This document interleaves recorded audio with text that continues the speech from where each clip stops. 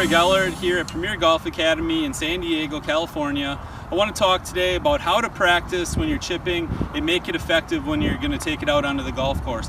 A lot of times people are chipping a golf ball and they only practice one distance. Now when they want to go to the further distance, they've only practiced the closest distance. So this is making them only have one sort of chip shot in their bag.